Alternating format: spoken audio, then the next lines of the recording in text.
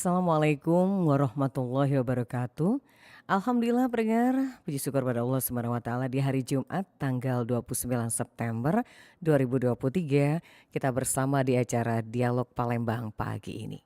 Seperti kita sampaikan tadi pendengar bahwa topik kita hari ini adalah netralitas media di pemilu 2024. Dan alhamdulillah narasumber kita sudah berkenan hadir di tengah kesibukan dua narasumber kita tetap bisa datang ke studio RRI Palembang. Yang pertama saya kenalkan dulu yang sudah tidak asing nih dua narasumber kita yang selalu ada di RRI Palembang. Yang pertama Ketua PWI Sumsel Bapak Dr. Haji Firdaus Komar MSI.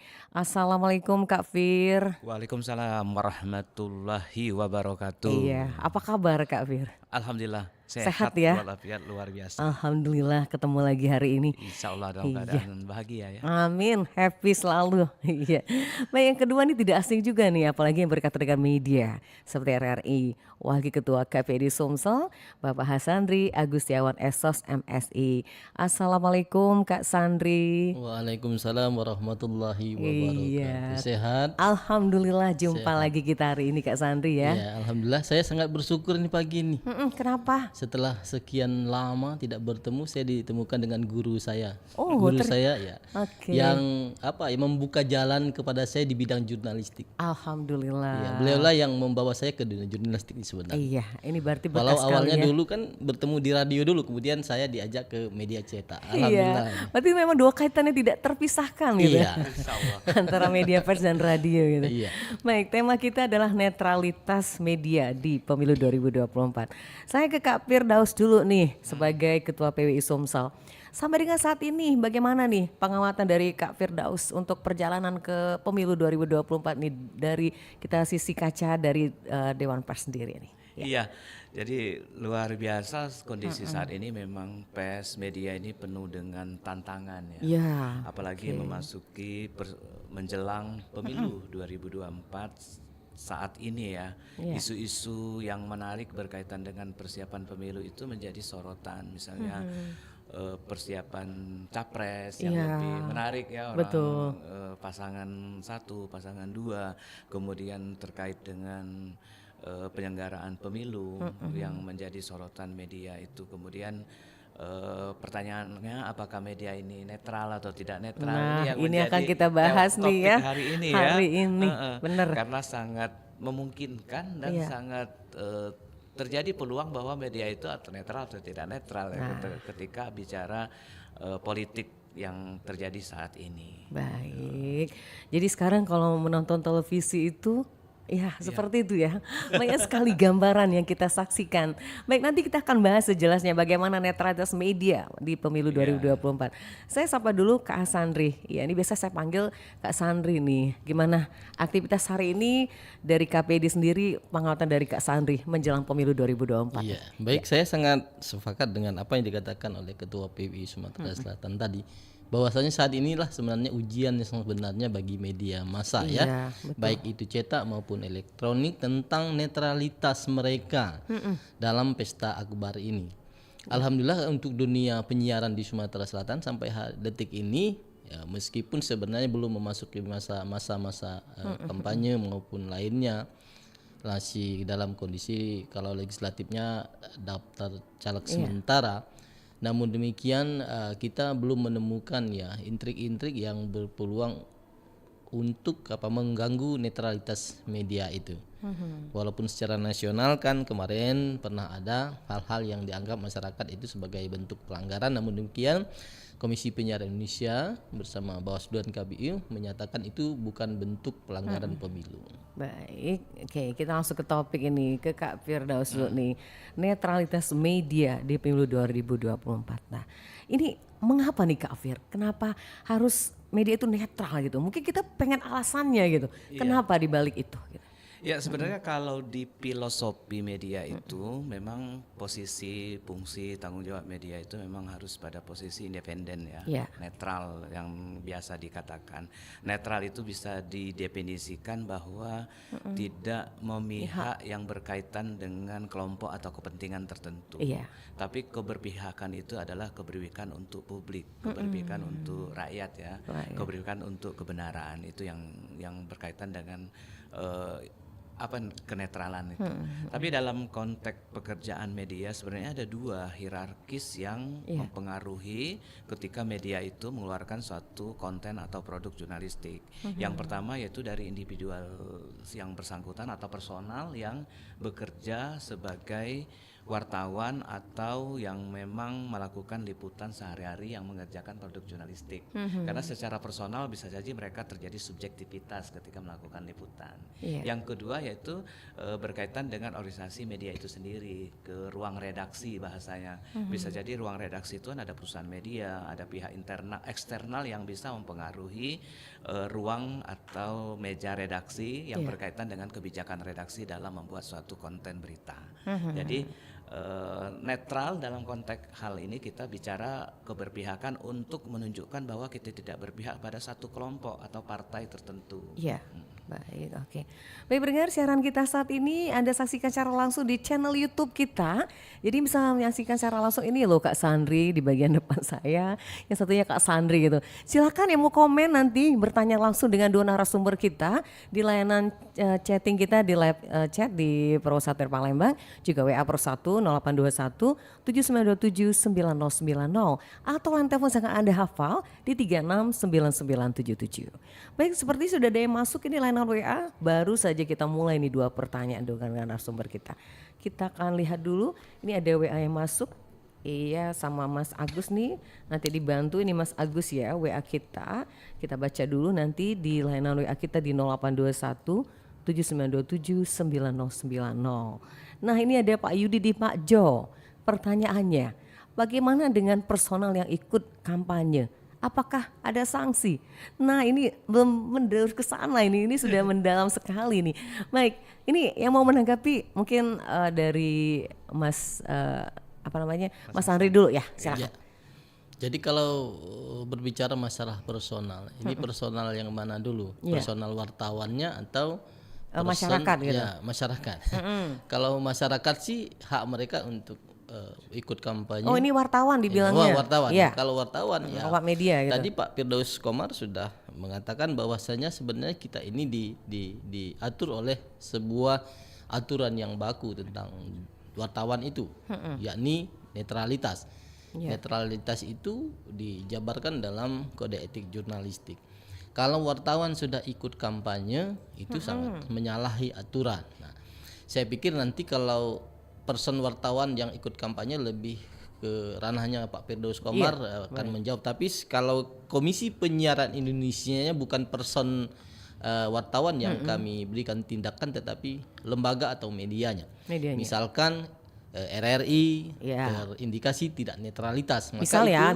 Ya, misal ya. Ini kan cuma misal. Maka itu adalah urusannya Komisi Penyiaran Indonesia. Nah, tetapi kalau nadiarnya misalnya ini saya yang tidak individunya gitu. individunya kami tidak bisa melakukan tindakan itu. Namun demikian lembaganya yang akan kami semprit. Kenapa Nadiar bisa bergabung dalam dunia politik praktis seperti itu dan mendukung mungkin ya. Ini jangan sampai seperti itu.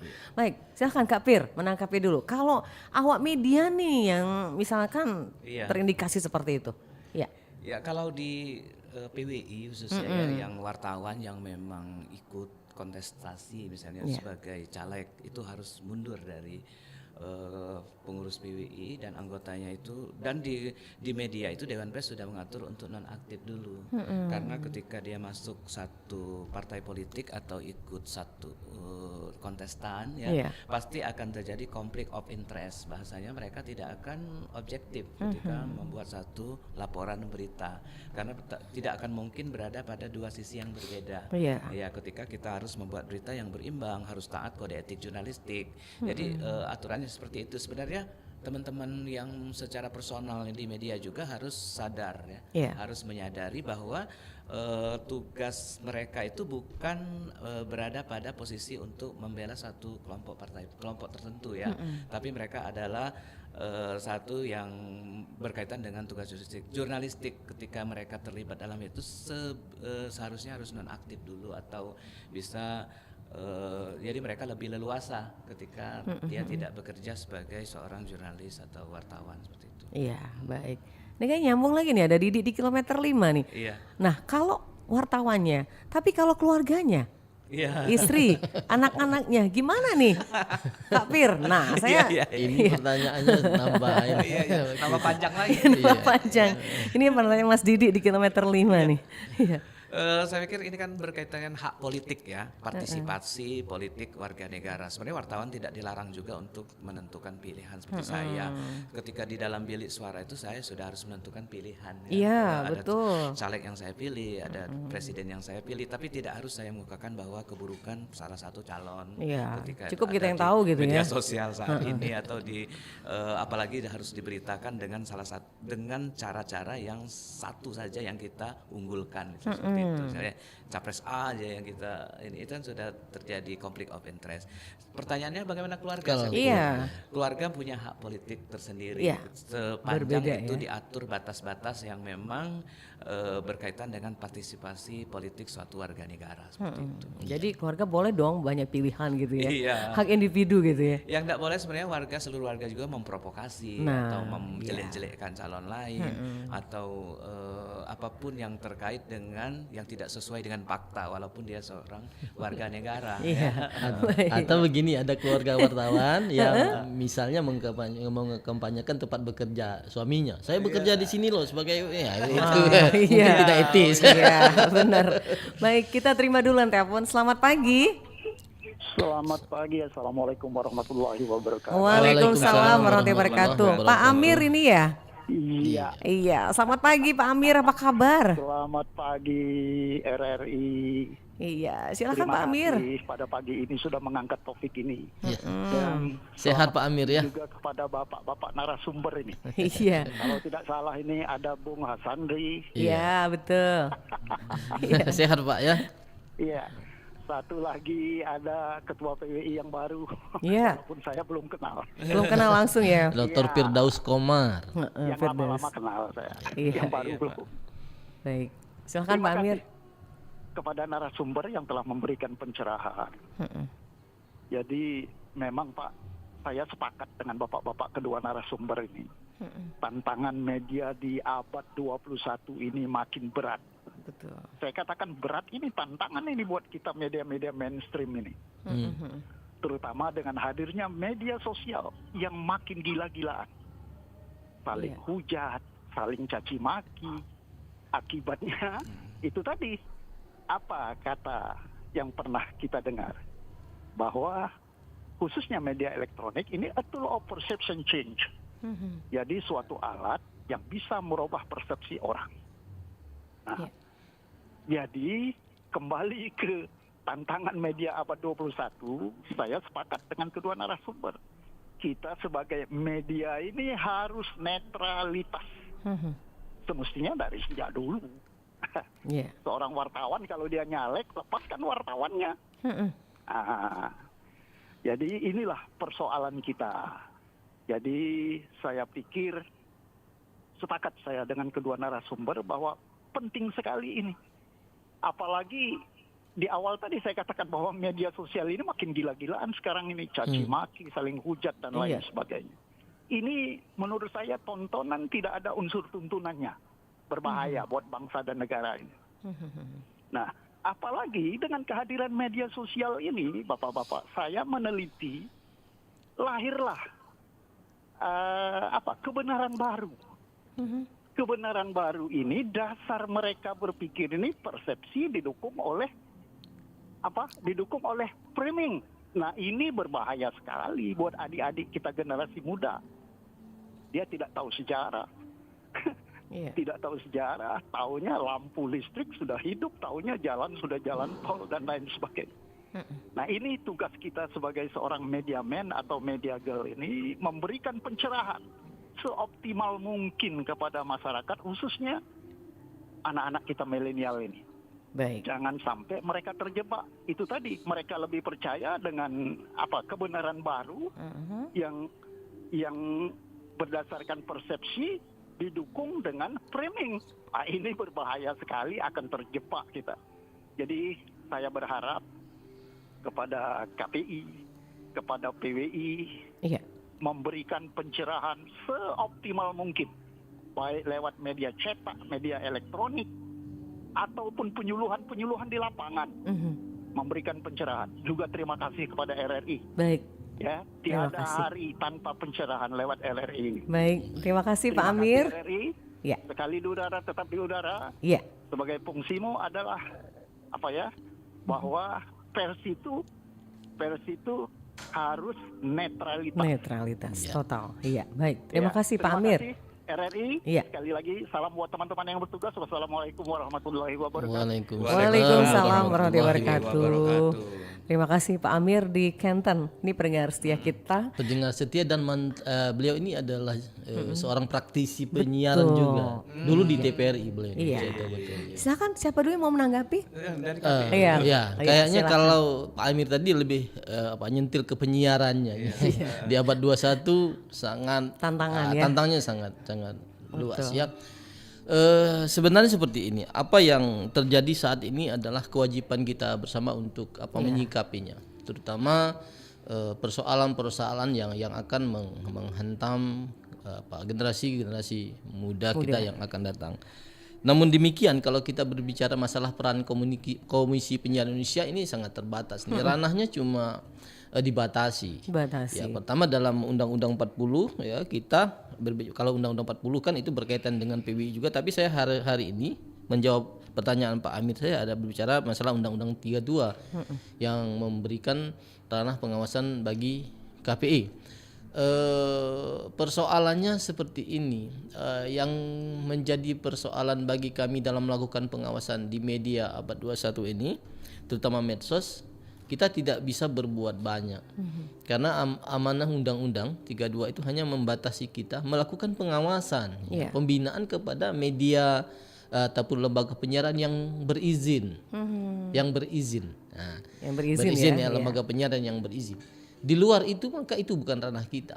Kita sangat prihatin dengan klip-klip video yang seperti yang dikatakan Pak Amir tadi, sangat tidak sesuai ya, baik secara etika dan moral.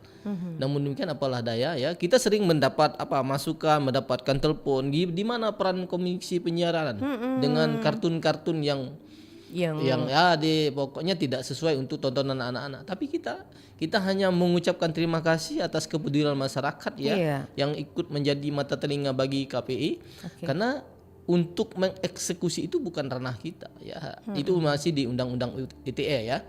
Oleh karena itu kemarin di Rakernas di Bintan di Kepulauan Riau, kita meminta agar pemerintah ya, terutama negara, menambah kewenangan Komisi Penyiaran Indonesia ini. Tidak hanya terbatas kepada media atau lembaga penyiaran yang berizin itu.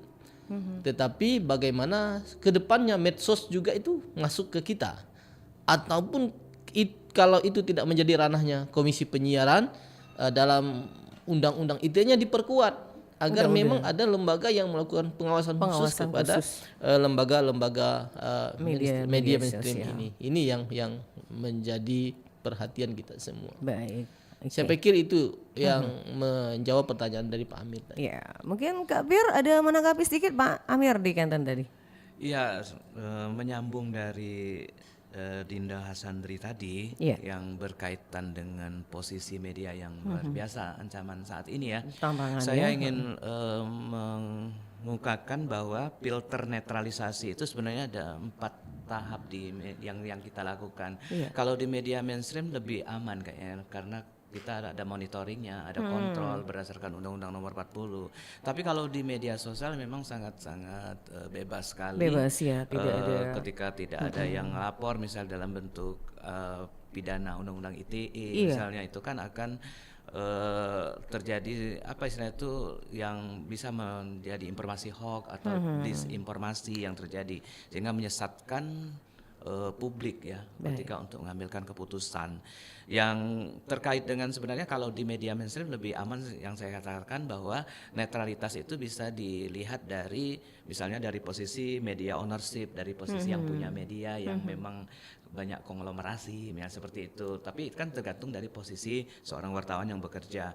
Kemudian advertising money ya berkaitan dengan pengiklan yang bisa juga melakukan intervensi terhadap kebijakan satu redaksi. Kemudian elit-elit media yang punya jabatan di media, baik itu pemimpin redaksi atau komisaris seperti itu. Kemudian aturan-aturan yang sangat memungkinkan media itu tidak bisa untuk melakukan satu kontrol misalnya ya itu. Baik, ya itu terima kasih Pak Amir. Kita lanjut lagi ke line telepon. Selamat pagi. Assalamualaikum, selamat pagi Mbak Nadia. Waalaikumsalam warahmatullahi wabarakatuh. wabarakatuh. Ini Oma Ana di Prabu Mulih. Kak Sandri juga Kak Fir. Silahkan Oma Ana. Terima kasih Mbak Nadia. Iya. Assalamualaikum warahmatullahi wabarakatuh. Waalaikumsalam warahmatullahi wabarakatuh. Yang ada di studio, salam sehat ya. Sehat. Silakan Oma. Ya, mendengar tadi pemilu-pemilu ya, seperti media. Semoga lah pemilu yang akan datang di tahun 2024 berjalan lancar, terus aman, sentral dan damai ya. Amin. Tidak ada kita yang gontok-gontokan gitu. Iya, baik. Iya, jadi untuk pemilu yang akan datang 2024 ya memang ya menurut Oma kalau nggak ada media-media itu ya kita masyarakat yang umum ini ya tidak tahu juga informasi gitu. Baik itu media elektronik, baik itu media cetak gitu ya. Iya. Kita tidak tahu mengenai informasi. Cuman kalau bisa untuk para media-media ini janganlah berpihak gitu ya. Netral lah gitu, adil. Berikanlah informasi yang akurat gitu. Iya. Jadi kita masyarakat ya bisa mendapatkan berita atau informasi dengan yang akurat dan yang baik. Terpercaya gitu ya Oma ya. Iya. Baik. Jadi pertanyaannya sedikit nih, Bapak, apabila media-media atau wartawan atau yang lainnya lah gitu yang berkaitan dengan media lah ya, apabila mereka tidak netral atau memberikan informasi yang tidak akurat gitu, apa tidak ada hukuman undang-undangnya gitu ya. Baik. Itu aja. Baik. Terima kasih Oma. Penjelasannya. Terima kasih Bapak narasumber. Iya, terima kasih. Mbak Nadia. Sama-sama Oma. Assalamualaikum warahmatullahi wabarakatuh. Waalaikumsalam warahmatullahi wabarakatuh. Ini hampir senada dengan pertanyaan pertama tadi Mas Yogi dan Mas Didi kilometer 5. Silakan, mungkin Kak Sandri. Ya, baik. Terima kasih Oma. Tetap sehat di Prabu Mulih, semoga jauh dari kabut asap ya. Amin. Kalau saya hanya mengomentari pertama apa yang dikemukakan Oma tadi. Kalau kita berbicara masalah pemilu dan media ataupun penyiaran, yang pertama adalah bahwasanya hak publik untuk mengetahui informasi tentang pemilu secara utuh dan profesional. Iya. Begitu juga sebaliknya hak dan kewajiban media untuk memberikan menginformasikan secara utuh, secara adil tentang pemilu ini. Adil, utuh dan berimbang kepada publik. Yang ketiga adalah hak peserta pemilu untuk menggunakan media sebagai sarana komunikasi politik dan pendidikan politik. Yang keempat, hak dan kewajiban penyelenggara pemilu untuk mensosialisasikan setiap pengembangan informasi pemilu itu. Artinya saya pikir media akan profesional memberikan informasi-informasi terkait pemilu ini kepada masyarakat. Dan mohon maaf kalau Komisi Penyiaran Indonesia sudah melakukan itu, kita lewat literasi media, kita terus melakukan pencerahan kepada masyarakat di di seluruh kabupaten kota di Sumatera Selatan lewat literasi media itu. Disitulah kita memberikan pemahaman kepada masyarakat tentang bagaimana sebenarnya produk media yang harus kita tonton, yang harus kita nikmati itu. Yang kedua, kalau berbicara masalah profesionalisme ya, saya pikir Kak Firdaus dengan saya ini cukup mohon maaf pengalaman ya. Kami pernah bekerja di sebuah media yang memang secara kepemilikan punya kepentingan politik. Tapi saya sangat banyak berguru dengan Kak Fir bagaimana misalnya media kami menyediakan informasi yang tidak berpihak kepada oknum-oknum tertentu atau berpihak kepada partai politik tertentu. Nah, ini. Jadi yakinlah Ibu Oma kalau wartawan Indonesia ataupun jurnalis Indonesia akan profesional ya dalam menjalankan tugasnya. Karena apa? Kalau di PWI itu saya tahu betul bagaimana di tangan Kak Firdaus Komar ini beliau memberikan edukasi yang baik kepada wartawan itu. Bahkan wartawan itu sebenarnya tidak tahu apakah sudah berlaku apa belum, boleh melakukan liputan kalau sudah ikut uji kompetensi wartawan Kak ya. Ada 1, 2 dan 3. Ada pemula, media dan utama. Nah, ini salah satu cara PWI ya. Cara kami memberikan yang terbaik kepada masyarakat. Artinya memang wartawan kita sudah dibentuk sedemikian rupa untuk tetap profesional. Baik, Kak Fir mungkin menanggapi Om Ana tadi Baik. masalah sanksi atau hukuman gitu. Iya, menyambung dari Hasandri. Rindo Hasandri tadi. Sebenarnya posisi media memang sangat, kalau kita bicara netral memang sangat rentan ketika melakukan satu tugas jurnalistik itu ketidak netralannya. Tapi kaitan dengan posisi media sudah diatur punya kode etik jurnalistik. Sehingga untuk menghindari ketidaknetralan itu bahwa di salah satu pasal kode etik jurnalistik disebutkan membuat berita itu harus berimbang. Berimbang itu sebenarnya sudah menunjukkan bahwa ketika kita membuat satu isu, membuat berita produk jurnalistik harus melakukan konfirmasi, harus cover both side, kemudian tidak memojokkan satu kelompok. Artinya apalagi kalau buat berita harus sesuai dengan fakta, misalnya salah satu lagi itu menunjukkan bahwa kita dalam buat berita bukan berita yang bohong, bukan berita yang hoax seperti itu. Yang kita khawatirkan sebenarnya bukan di produk jurnalistik tapi di media sosial yang juga cepat mempengaruhi publik ya ketika mereka mendapatkan arus informasi dari media sosial berbagai platform itu ya. Ada platform TikTok, misalnya platform Facebook, platform YouTube yang sangat cepat diakses oleh masyarakat. Seperti itu. Iya, baik. Kita lanjut dulu Mas Agus. Selamat pagi. Pagi. Selamat pagi, dengan siapa Mbak? Dengan Ibu Rianti di Kenten, Mbak. Oh, luar biasa nih Ibu Satu ini selalu update nih. Silakan Mbak Rianti, ada Mas Sandri dan Mas Firdaus nih. Baik, selamat pagi Bapak-bapak. Jika menarik ya berbicara tentang jelang pemilu itu, saya sebetulnya menunggu untuk kalau ada serangan fajar katanya. Aduh, money politik ya. Ibu Rianti. Ini bahaya nih. Bingung juga kan. Kenapa gitu ya? Apa nggak masuk hitungan orang caleg? Tapi menarik itu kan banyaknya informasi, misalnya di media maupun saya mau bilangnya itu yang suka media online itu belum apa-apa nanti satu sosok itu disebut mendukung ini gitu loh. Nanti ada lagi yang gubernur itu mendukung siapa, jadi di Banyuasin kalau nggak salah saya baca kemarin ya. Ada lagi yang misalnya si A ini akan maju ke Senayan gitu kalau nggak salah. Itu bukannya bentuk sebuah kampanye media massa ya Pak? Saya bingung juga ini. Jadi saya kalau di radio saya suka dengar RRI itu kan belum ada yang begitu. Atau di TV juga ada, misalnya partai politik ini ngadain gerak jalan terus begini gitu kan. Terus yakin nanti itu kampanye bukan ya Pak? Iya. Masih samar-samar gitu ya. Diberitain gitu kan. Itu saja saya pikir. Terima kasih. Selamat pagi. Selamat pagi. Terima kasih Mbak Rianti. Iya. Sudah Ibu Rianti bergabung di Kenten ya. Iya, di Kenten. Silakan. Oke, Mas Firdaus. Ya. Ini masuk ranah aturan kampanye sebenarnya ada di ranahnya penyelenggara pemilu ya, ada di Iya. KPU sama di Bawaslu. Bawaslu. Sebenarnya kalau secara teknis regulasi yang sudah disusun oleh PKPU nomor 15 kalau salah 2023 kemarin kita ikut workshop peliputan pemilu Iya. juga dipaparkan berkaitan dengan pemanfaatan kampanye di media massa. Jadi apa yang dilarang, apa yang boleh, apa yang tidak boleh seperti Iya. itu. Termasuk waktu.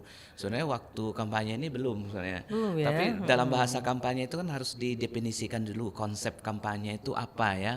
Ketika misalnya mengajak, menyuruh orang untuk memilih atau menyampaikan nomor urut si caleg. Nah, itu juga harus ada batasan-batasan yang berkaitan dengan konsep kampanye. Dan sekarang mungkin orang menggunakan konsep sosialisasi partai politik atau seperti Iya. ada contoh gerak jalan atau jalan sehat atau apapun bentuknya. Tapi kalau saya berpikir ya memang perlu satu sisi yang lainnya kecerdasan masyarakat. Iya. Ya, kecerdasan masyarakat itu adalah masyarakat yang teredukasi, yang memang mereka punya literasi berkaitan dengan kepemiluan. Jadi tidak serta-merta bahwa mereka yang mendengar satu informasi, satu sisi itu mereka sudah terprovokasi seperti Iya, itu, betul. Sudah merasa, terpancing. ya, sudah merasa orang capresnya ini. Ketika ada informasi capres yang itu sudah Iya. bawaannya baper ya, perasaan Ini bahaya dan mau nih. emosi ya Iya, seperti iya, iya. itu, sehingga Oke.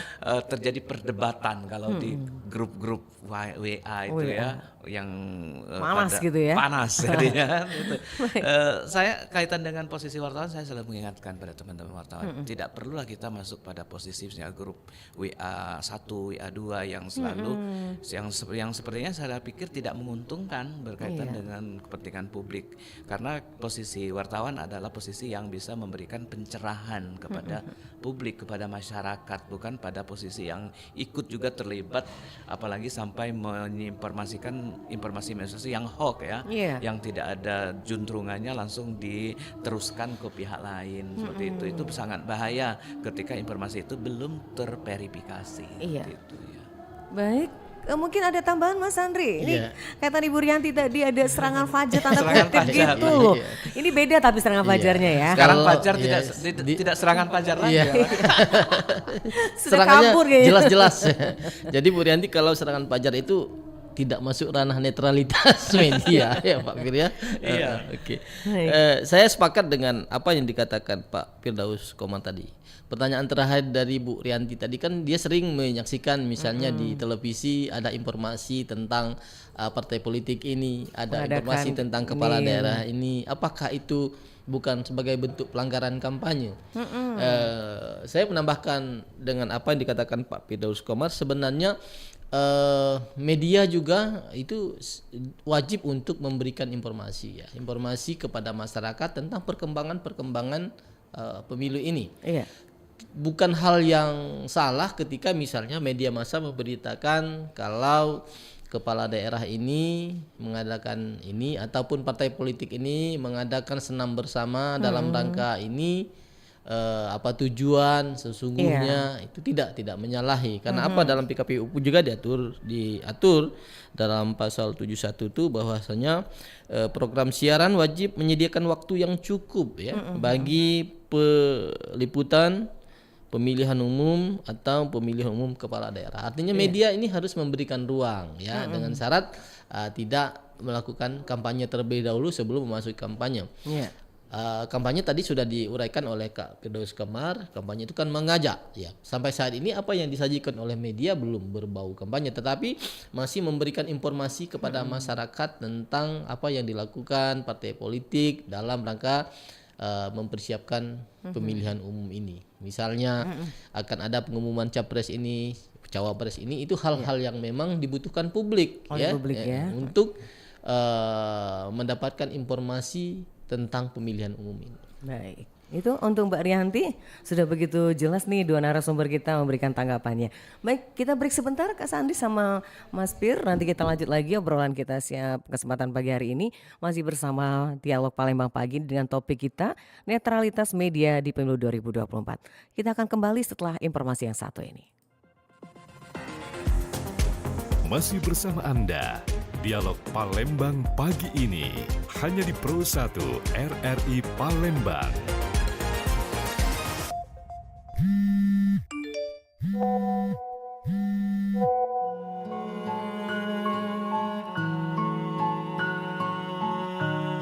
Berhari-hari di depan layar kecil yang tak menggerakkan kaki untuk melangkah dan menggapai sesuatu, membuat waktu yang ada terbuang percuma.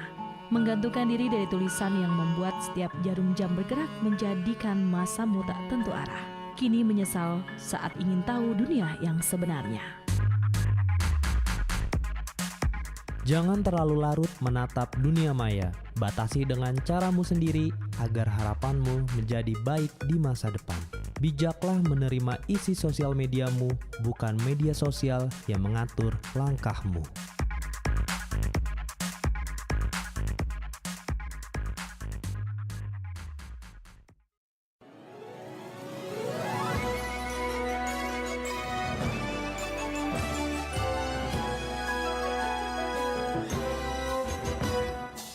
Pemilu serentak 2024 bukan hanya menjadi PR penyelenggara pemilu, tapi juga menjadi PR bagi seluruh rakyat Indonesia. Termasuk generasi milenial yang cerdas dan kritis, yang mendambakan pemimpin yang jujur dan amanah, serta mampu membawa kemajuan. Pengawasan partisipatif menjadi hal yang penting dalam mendukung terlaksananya pemilu yang bersih, berintegritas, dan minim kecurangan. Pemilu serentak tahun 2024 berbicara tentang kemajuan dan masa depan bangsa. Tentu, dalam prakteknya, generasi milenial jangan hanya menjadi penonton dan jangan hanya melaksanakan haknya saja tanpa melakukan apapun. Generasi muda, generasi milenial harus mampu menebar energi positif, menebarkan virus-virus kebaikan, khususnya dalam hal melakukan pemantauan pemilu partisipatif. Pengawasan pemilu bukan hanya tugas penyelenggara pemilu saja, tapi menjadi tugas kita semua, termasuk sahabat Bawaslu yang katanya generasi milenial. Maka, sudah sepatutnya kita, seluruh elemen masyarakat, untuk ikut serta mengawasi penanganan pemilu, sehingga dapat terciptanya generasi yang cerdas, dan semoga lahir pemimpin yang berkualitas. Marilah menjadi pemilih cerdas di tahun 2024.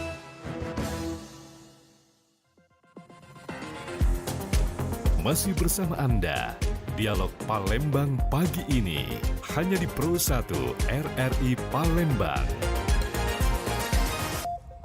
Baik pendengar, kita lanjutkan kembali Dialog Palembang pagi ini dengan topik netralitas media di pemilu 2024 bersama dua narasumber kita, yakni Dr. Haji Firdaus Komar MSI, Ketua PWI Sumsel, dan juga Bapak Sandri Agustiawan Esos MSI, Wakil Ketua KPID Sumatera Selatan.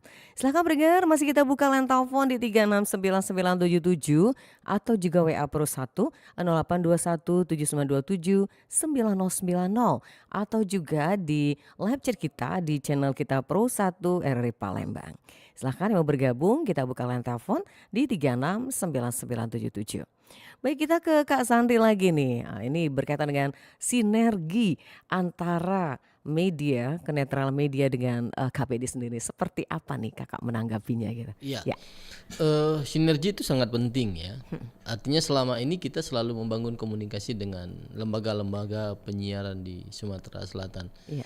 Menjelang pemilu ini kita sudah melakukan sosialisasi, ya, kemudian bincang-bincang dengan beberapa radio yang memang kelihatannya sangat berperan dalam rangka pemberitaan ya, khususnya berkaitan dengan pemberitaan pemilu ini. Kita juga agar sinergi ini berjalan lancar, kita tidak ingin misalnya lahir protes-protes di kemudian hari. Pemilu ini kan akan banyak dampak positifnya bagi media sebenarnya Mbak Nadia. Ya, ini berkaitan dengan kue pemilu misalnya. Ada biaya sosialisasi yang dilakukan KPU maupun Bawaslu untuk media. Nah, menyikapi hal ini, kita Komisi Penyiaran Indonesia akan meminta dengan dua lembaga tersebut agar memang memberikan misalnya jatah-jatah itu kepada media-media lembaga penyiaran yang memang profesional. Artinya terutama lembaga penyiaran yang berizin lah seperti itu kan, ada lembaga penyiaran yang tidak berizin kan, atau lembaga penyiaran yang memang concern selama ini dalam pembangunan politik di Sumatera Selatan. Kita tidak ingin secara tidak profesional ini dibagikan atau diberikan kepada lembaga-lembaga yang memang secara keberadaannya kurang memuaskan bagi masyarakat. Oleh karena itu kita terus memberikan pemahaman kepada lembaga penyiaran untuk meningkatkan profesionalisme mereka ya. Kita tahu bagaimana ancaman terbesar lembaga penyiaran saat ini ya. Di tengah serangan media sosial yang sangat tinggi, mereka juga saat ini terancam, misalnya kekurangan pendengar kekurangan pemirsa dan lain sebagainya. Masyarakat sudah acuh tidak acuh. Tetapi kita sebagai lembaga yang memang diberikan negara wewenang untuk terus melakukan pembinaan kepada mereka, meyakinkan kepada mereka bahwasanya kita belum habis ya. Kita tetap akan berdiri tegak ya, dengan cara adalah kita meningkatkan profesionalisme kita. Kita tidak boleh jadul, kita tidak boleh ketinggalan zaman. Mari kita secara bersama-sama ya berkolaborasi untuk saling mendukung seperti itu. Baik, Kak Fir mungkin ada menambahkan berkaitan dengan sinergitas ini. Iya, saya pikir apa yang dilakukan selama ini memang sangat penting untuk berkaitan dengan sinergi, kemudian kerjasama, karena walaupun porsinya masing-masing ada wilayahnya ya, yang memang sudah diatur berdasarkan apa yang menjadi kewenangan masing-masing. Media sebenarnya kalau kita bicara definisi media kan ada 3 ya, media siber, elektronik, kemudian cetak, dan sekarang media-media yang sifatnya mainstream juga bagaimana mereka mengkolaborasi pemanfaatan platform media sosial. Dan Dewan Pers juga sudah mengeluarkan peraturan Dewan Pers bagaimana media memanfaatkan media sosial dengan aturan tertentu biar tidak terjebak pada undang-undang ITE ketika itu masuk di ranah internet elektronik ya. Tapi bagaimana mereka tetap masuk pada penyelesaiannya dampak ke Undang-Undang Nomor 40 berkaitan dengan penyelesaiannya di Dewan Pers. Jadi apa yang menjadi acuan sebenarnya kita mengkolaborasinya itu untuk kepentingan publik. Baik. Jadi memang harus ada sinergitas yang sangat baik sekali antara keduanya. Betul. Ya. Baik, kita terima dulu. Selamat pagi RRI. Selamat pagi RRI. Iya, dengan sama Mbak Mira di Kenten. Oh, Mbak Mira, apa kabar? Sehat Mbak Nadia. Iya, nih selalu siap juga nih Mbak Mira. Silakan Mbak Mira, nih kaum milenial suaranya nih ya. Pas banget nih kaum milenial nih, banyak suara nanti pemilu nanti ya. Mau Silakan. nanya sama narasumber untuk pagi hari ini. Silakan. Kalau kita lihat media sekarang, apalagi media sosial, ini kayak di Instagram, misalnya Instagram salah satu ini memihak bakal calon yang ini, terus mengupload ini terus, atau yang lainnya gitu. Nah, kalau dari bapak-bapak sendiri nih sejauh ini, sejauh mana sih saat ini keterlibatan media jelang pemilu? Kira-kira kalau misalnya ada media sosial ataupun media yang lain, elektronik dan lain-lainnya, memihak salah satu bakal calon tuh, kira-kira bakal ditegur atau gimana gitu Pak? Atau ada sanksi lah kalau ada yang melanggar? Kalau dari sikap dari KPID sendiri seperti apa? Itu aja. Terima kasih Mbak Nadia. Terima kasih Mbak Mira. Ini masih muda sekali nih, kaum milenial ya dari Kenten. Nah ini rananya Mas Andri juga kaitannya sama Mas Fir. Silakan, ini kita singgung tadi nih kayaknya. Ujungnya tadi ada bagaimana KPI menyikapi ini. Lagi-lagi gitu ya. Saya pikir ini kita harus membedakan dua hal berkaitan dengan pertanyaan Mbak ini. Tadi pertama, sejauh ini apakah sudah ada misalnya katanya media elektronik yang mensosialisasikan persoalan pemilihan umum ini? Sudah jelas ya, kalau media elektronik secara jelas media elektronik yang berizin itu sudah melakukannya ya. Kita sudah jawab di pertanyaan Bu Rianti tadi bahwasanya ya informasi tentang pemilihan umum itu sudah dilakukan oleh media-media terutama media penyiaran baik secara nasional maupun lokal. Yang kedua ini berkaitan dengan media sosial. Media sosial. Ini lagi yang harus kita berikan pemahaman kepada masyarakat ya. bahwasanya produk media sosial itu sejauh ini belum masuk ke ranah kami untuk melakukan pengawasan. Namun demikian apapun itu, kalaupun ada masukan kepada kami tentang informasi ada pelanggaran yang dilakukan lewat medsos, kami tidak akan diam saja. Kita akan berkoordinasi. Bukankah ada mitra kita yang berhak, yang wajib menindaklanjuti laporan-laporan itu, seperti kemarin kita kebanjiran pengaduan terhadap kartun ya yang berbau pornografi itu, dan itu sudah kita sikapi dengan melaporkannya kepada mitra kita, dalam hal ini mungkin Kominfo, Kementerian Komisi Informasi Indonesia.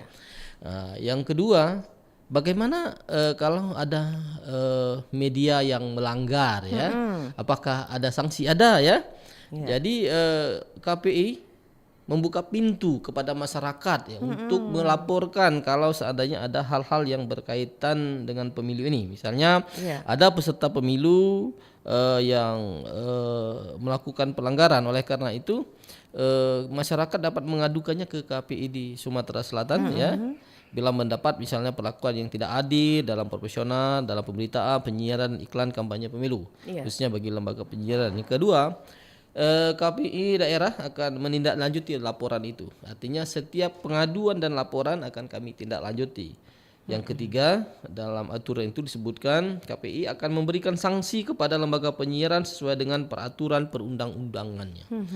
Penjabaran sanksi itu sudah ada diatur dalam PKPI itu. Misalnya pertama kita akan melakukan pemanggilan terlebih dahulu, kemudian meminta keterangan tentang person yang diadukan itu dan lain sebagainya. Tapi yang menjadi catatan sekali lagi, kami bukan menindak oknum, tetapi lembaga yang dilaporkan, Tapi kalau oknum itu bukan urusan kita. Kalau dia itu berkaitan dengan etik ya, jurnalisnya, mungkin nanti PWI ataupun Dewan Pers yang bisa menangani masalah itu. Saya pikir itu, Pak Adi. Baik, mungkin Kak Fir bisa menanggapi pertanyaan Mbak Mira. Iya, baik, terima kasih Mbak Mira ya. Mbak Mira ini kan di medsos ya, contoh di Instagram Instagram salah satu misalnya akun yang setiap mendukung waktu, setiap hari mengupload salah satu capres atau salah satu yang berkaitan pemilu ya. Sepanjang memang yang pribadi itu mereka mengupload sesuai dengan fakta benar misalnya, dan tidak bohong dan memang akurat, sebenarnya tidak jadi persoalan karena memang tidak ada aturan ketika seorang itu harus membuat satu informasi yang memang betul-betul yang apalagi sifatnya mengedukasi ya. Misalnya kelebihan satu capres atau tapi tidak melaporkan atau menjatuhkan atau memihak pada salah satu pasangan tertentu atau caleg tertentu.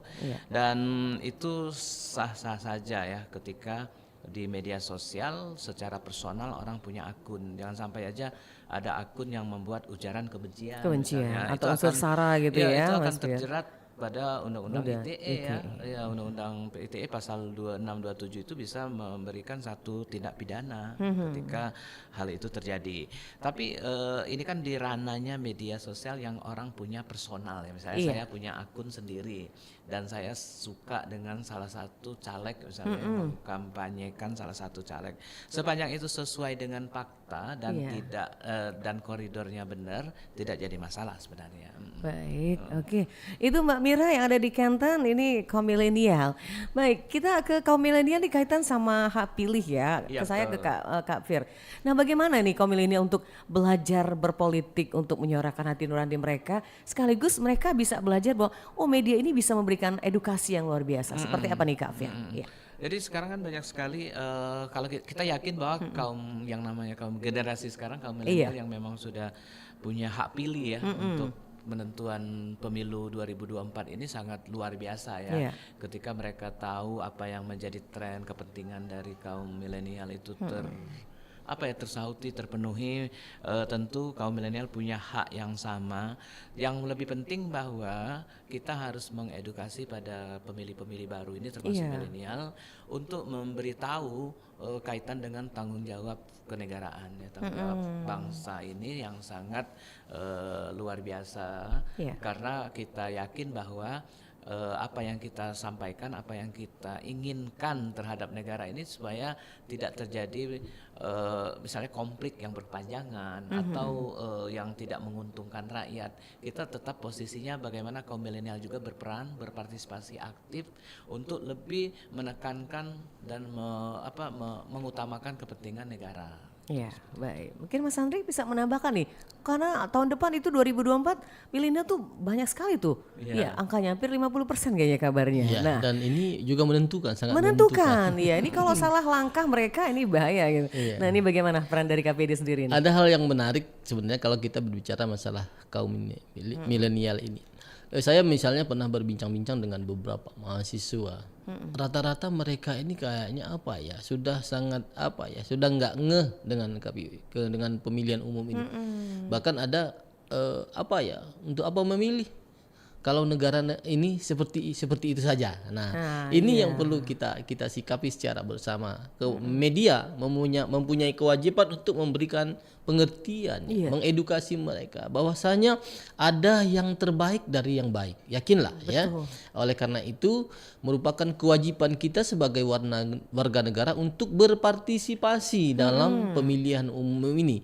Kita jangan sampai tidak ikut berpartisipasi karena satu suara itu sangat menentukan masa depan bangsa ini, dan masa depan bangsa ini ada di generasi muda itu. Oleh karena itu untuk apa golput? Ya, gunakan hak suara. Bukankah ada yang terbaik dari yang baik? Kan seperti itu kalimatnya sangat penting sekali. Masih ada yang terbaik dari yang baik gitu ya. Baik, mendengar silakan, masih ada waktu yang mau bergabung. Kita buka kembali line telepon di 36997 atau juga WA +1 082179279090. Baik, saya ke Kak Fir lagi nih, Kak Fir. Ini kan kita ketahui kondisi ekonomi ini memang lagi agak penuh tantangan ya, katakanlah ekonomi serba mahal, ekonomi sulit. Apakah ini akan membawa atau mempunyai dampak nih dengan para awak media, katakanlah wartawan di tengah gempuran nanti ketika akan pemilu? Nah, seperti apa nih? Ini menjaga netralitas juga nih. Iya. Iya.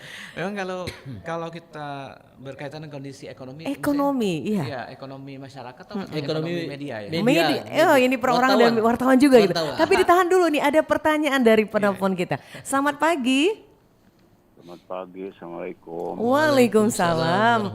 Iya, ini jauh sekali dari Bandung Timur, Pak Ahmad Irwan. Ya, silakan Pak Ahmad Irwan. Ya, selamat pagi, Assalamualaikum Bapak narasumber. Waalaikumsalam warahmatullahi wabarakatuh. Tentang masalah pemilu ya di sini. Iya. Kalau dibilang golput tadi kan, kalau saya selama menjadi hak pilih belum pernah yang namanya golput. Alhamdulillah. Saya datang ke TPS kalau mau soal mubazir. Begini, kalau toh saya misalkan memilih calon A misalkan, ternyata yang dipilih sama saya misalkan dia tidak amanah atau tidak terserah urusan dia dengan rakyat, atau kalau orang beragama mungkin dengan Allah. Itu persisnya ke sana. Nah di sini, jadi apapun juga saya sudah mempercayakan, tapi misalkan yang dipercaya oleh saya dipilih adalah hianat, terserah itu urusan dia. Di sini kan dipikir ke sana kan. Lalu yang kedua, ini tentang masalah kebanyakan money politik itu seperti begini kan, di masa tenang tidak boleh ada yang mengganggu. Nah di sini banyak yang memanfaatkan yang bersangkutan di masa-masa hari tenang yang melakukan adalah money politik. Nah di sini ini adalah seharusnya peran Bawaslu harus betul-betul ekstra mengontrol supaya jangan sampai di hari tenang itu adalah dijadikan dimanfaatkan oleh orang-orang mereka yang dijadikan sebagai money politik. Mohon tanggapannya. Terima kasih. Assalamualaikum. Waalaikumsalam warahmatullahi wabarakatuh. Iya, ini walaupun belum pernah nanya Mas Sandri nih, nggak apa-apa bisa menjawab ya. Silakan. Nanti sama Mas Fir. Pertama kita ucapkan terima kasih kepada Bapak Ahmad Irwan di Bandung Timur. Ya. Masyarakat seperti Pak Ahmad Irwan lah yang kita butuhkan. Artinya Pak Irwan sepakat dengan kita tadi. Bukankah yang ada yang terbaik dari yang baik. Tadi beliau ceritakan beliau tidak pernah golput. Tidak pernah golput, Apapun nanti hasilnya itu bukan lagi urusan kita, tetapi ini adalah urusan ya dengan Tuhan ya. Yang dipilih tadi urusnya dengan Tuhan. Baik. Terima kasih sudah juga memberikan pencerahan kepada Edukasi kita itu luar biasa ya. kepada kita dan pendengar RRI Palembang. Iya. Nah, berkaitan dengan money politik tadi ya, meskipun ini sebenarnya bukan ranah kita untuk berbicara, namun demikian kita insya Allah kalau ini berkaitan dengan money politik dengan media, tentunya insya Allah tidak akan terjadi ya. Kayak kita sama seperti Bawaslu memberikan pengawasan kepada masyarakat, kepada pelaku politik untuk tidak melakukan money politik. Kepada media juga kita juga melakukan wanti-wanti ya untuk profesional ya. Gunakan keadaan sesuai dengan yang sudah diatur dalam aturan. Maka kita tidak akan terjerumus kepada hal-hal yang tidak diinginkan. Kita sepakat tadi Bawaslu harus ekstra ketat ya untuk melakukan ini. Karena apa? Momen-momen yang kritis itu dimanfaatkan oleh oknum-oknum tertentu untuk melakukan hal-hal yang curang, hal-hal yang negatif. Ya, saya alhamdulillah pernah juga menjadi anggota Bawaslu dulunya, dan benar apa yang dikatakan beliau tadi. Kita harus 24 jam kontrol, apalagi menjelang hari pemilu itu subuh-subuh itu banyak sekali masyarakat berseliweran ya. Ketika kita datang mereka lari dan lain sebagainya. Ya, jadi ini mari kita sebagai lembaga negara juga ikut berpartisipasi, tidaknya menginformasikanlah kepada Bawaslu ya, bahwasanya ada indikasi-indikasi yang tidak baik misalnya. Apalagi tugas kita untuk menyampaikan informasi kebenaran ya, sebagai jurnalis, sebagai media wajib kita untuk menginformasikan kecurangan yang berkaitan dengan money politik tersebut. Baik, terima kasih. Bisa ditanggapi, ditambahkan nih Mas Firdaus. Iya, sebelum ke Pak Ahmad Irwan tadi Mbak, terkait dengan kondisi ekonomi. Ekonomi. Ya saya penasaran gitu. Iya, jadi ekonomi wartawan ini. Iya, karena wartawan ini kan bagian dari tubuhnya, ini bagian dari perusahaan media. Iya. Ya, perusahaan media memang sudah disampaikan juga oleh pemerintah ketika Hari Pers Nasional beberapa waktu lalu, dikatakan memang pers Indonesia ini dalam keadaan yang tidak baik-baik saja. Gitu. Dalam konteks itu memang ketika banyak faktornya sebenarnya, dari faktor internal misalnya berkaitan dengan manajerial sebuah media, bagaimana media tetap bisa hidup, tetap eksis, bisa mengelola finansial, keuangan dari satu perusahaan media. Yang kedua memang faktor eksternal, kondisi ekonomi secara keseluruhan. Memang ketika kita COVID selama 2 tahun lebih itu juga berpengaruh sangat besar ekonomi ya. Kemudian ketika gerakan ekonomi juga melemah gitu. Ya, melemah itu juga menjadi persoalan yang kita hadapi.